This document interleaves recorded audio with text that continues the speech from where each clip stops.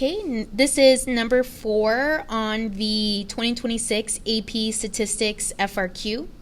It says a farmer wants to know whether there is a difference in the mean number of oranges that grow on trees fertilized with the current fertilizer brand C or a new fertilizer brand N.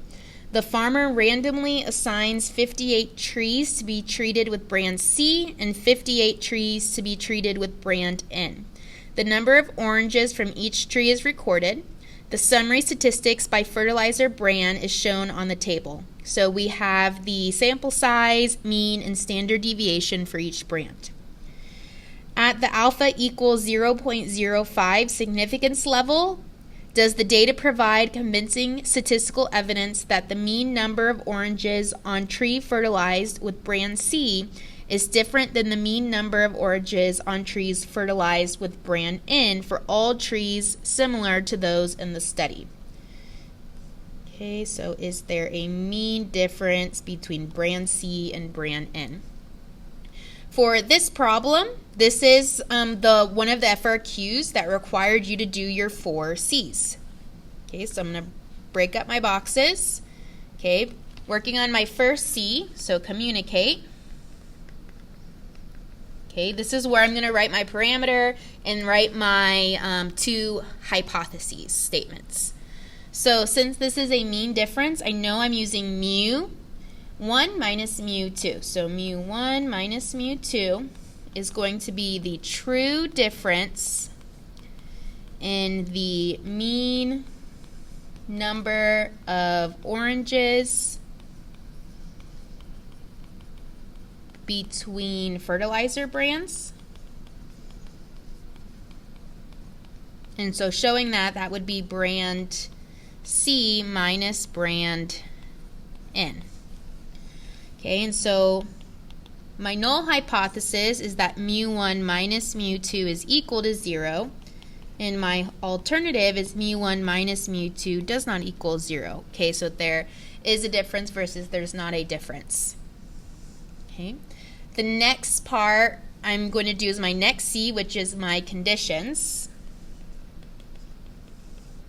And since this is an experiment, that's very important to make sure we are not trying to prove 10% condition, so independence, because we don't need to in experiments. So the only 2 conditions you should be proving is random and normal.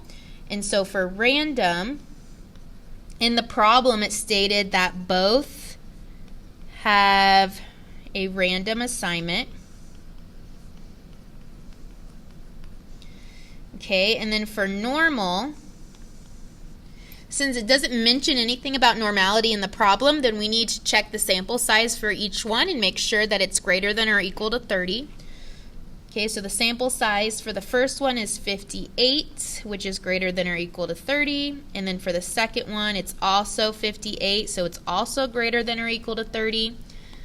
So that we could say due to the central limit theorem, both samples are approximately normal. And then for the next C, this is our calculate part. Okay, since we are using Desmos, it's very important that we at least name the inference before we start putting in all our information to get the answers. So we have 2 samples here, so this is a 2 sample. Okay, the standard deviation is unknown, so this is a t-test. And also, since it's means, I also know it's a t-test. Okay, for difference in means. And so on Desmos, I'm going to hit on the plus sign. I'm going to add an inference. I am going to click on t-test, and I'm going to go to stats, since it gave me the summary statistics for each one, and then I'm just going to type in the information given to me.